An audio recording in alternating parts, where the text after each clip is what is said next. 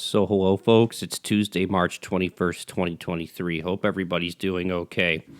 So, today we're going to talk about Mark Saunders running for mayor of Toronto and the federal minimum wage going up once again. So, let's dive into it.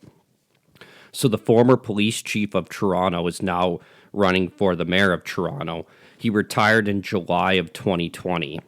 A series of events happened during his time as police chief, such as the Toronto van attack, the Danforth shooting, and the Bruce MacArthur homicide. So those are some pretty serious things that this guy had to deal with as the head of the police services in Toronto.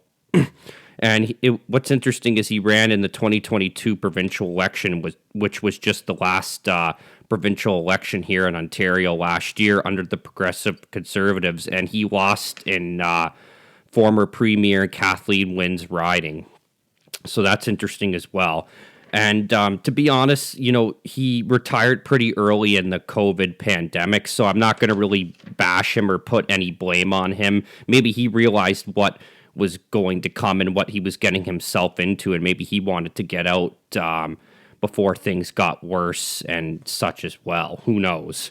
But one thing I will say about the Toronto Police Service is shame on them and many other police services and pretty much every other police service, not only in Ontario, but across Canada as well. Because when you're a police officer, you take a vow, to uphold the Constitution and to protect people's rights and freedoms in this country. And, the vast majority of police officers did not do that during those 2 years, and they basically let tyranny prevail and let a tyrannical government basically rule over us and, take away our rights and our freedoms and our medical rights and all that. That's just my viewpoint on it. I know other people have different viewpoints that said, oh, they did the right thing and whatever, but I'm sorry to say, that was not a pandemic and that was not a real pandemic. And I personally believe a lot of the numbers were forged and stuff like that, because still to this day, I don't know a single person that died from COVID. And I even know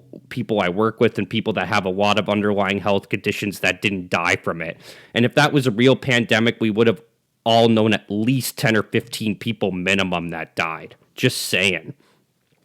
But overall, the mayoral race in Toronto wasn't too competitive, and there wasn't really anybody who stood out, but this now changes things, and this will definitely be a tough competitor for Chris Sky.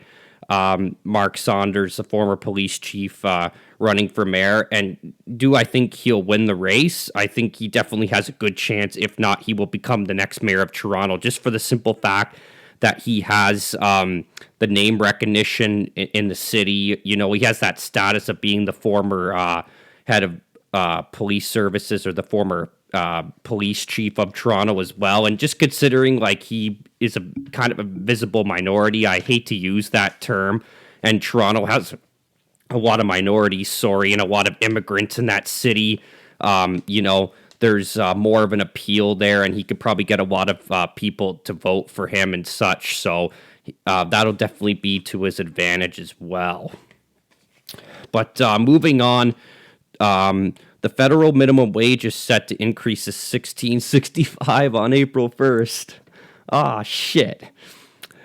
This will definitely contribute to inflation going up more to some degree, and the provincial minimum wage will probably go up sooner than later following this, which that will increase inflation more than this, for the simple fact that that's more to do with the private sector and such, and that spans a wider area than just the federal sector of workers, and more of the economy as well.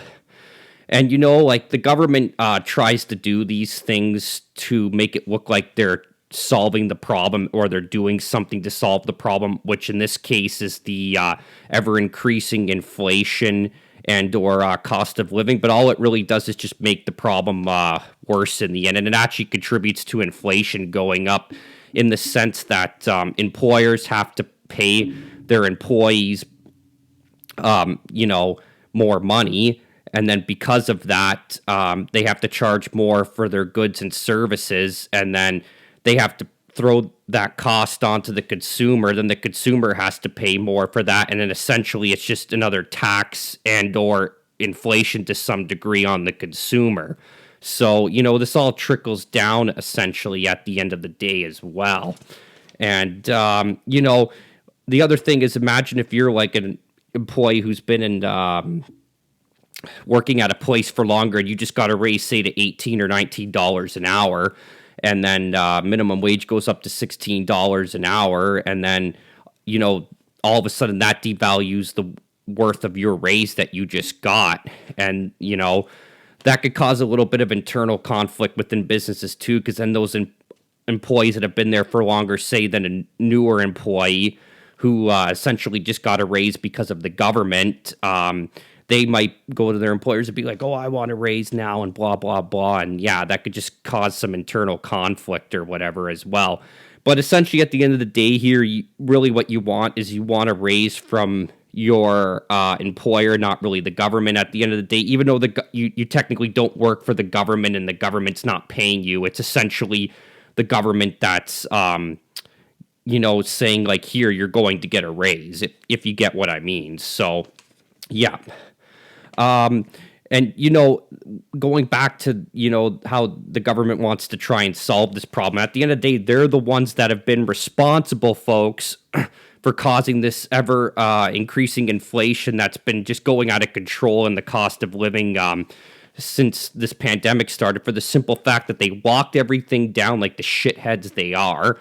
And they basically, with all that CERB money, they printed money out of thin air from the Bank of Canada and pumped it into the economy.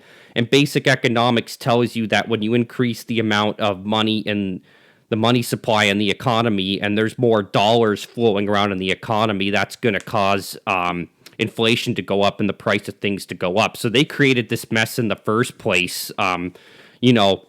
There are some other factors like supply chain issues and war with Russia and war in the world, sure, but I would say probably 80% of this problem is due to that, for sure, with them printing all that money.